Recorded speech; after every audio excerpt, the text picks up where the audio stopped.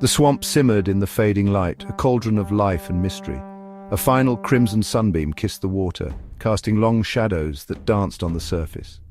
Spanish moss, like ghostly fingers, dripped from ancient cypress trees, swaying gently in the evening breeze. A symphony of croaks and chirps filled the heavy air, each sound a note in the swamp's eternal song. Beautiful yet unsettling.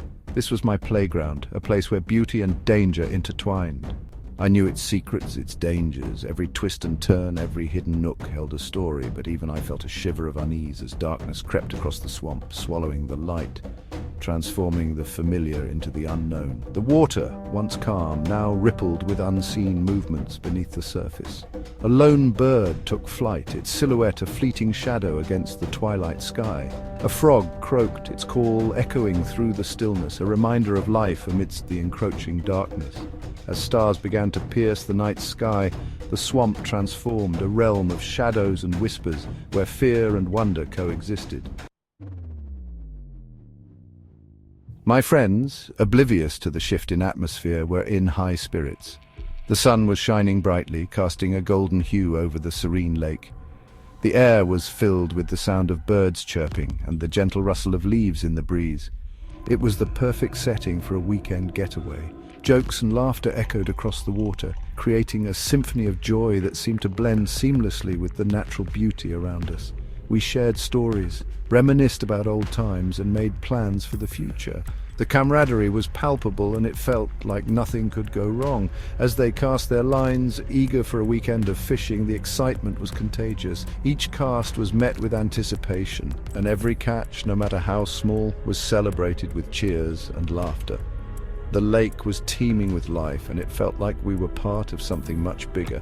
What a spot, Bear. Pure tranquility. This place is a hidden gem, untouched by the chaos of the outside world. It's like we've stepped into a different realm, where time slows down and worries fade away. He took a swig of beer, blissfully unaware. Little did he know, tranquility was a luxury we were about to lose.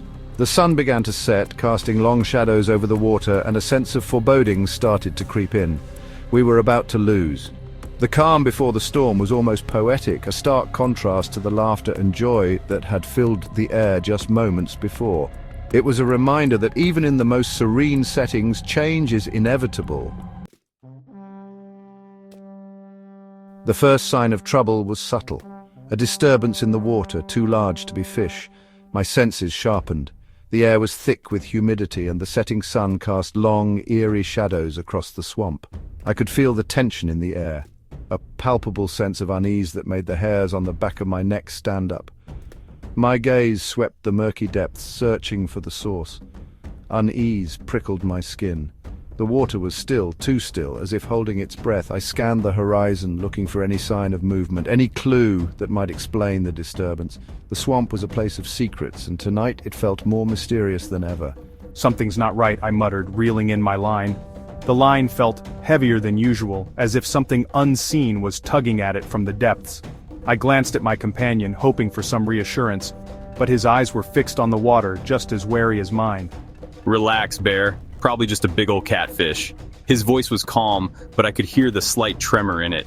We had fished these waters for years, but tonight felt different. There was an edge to the air, a sense of impending danger that we couldn't shake. But I knew better. This was no catfish. The ripples in the water were too erratic, too deliberate. Something was lurking beneath the surface, something that didn't belong.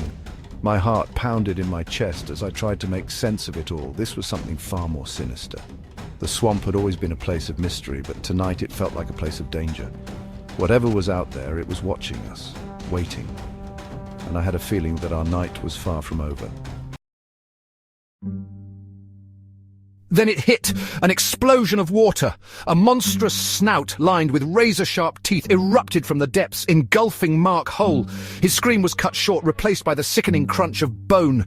Terror, raw and consuming, seized us. This wasn't a creature, it was a prehistoric killing machine, and we were trapped in its domain.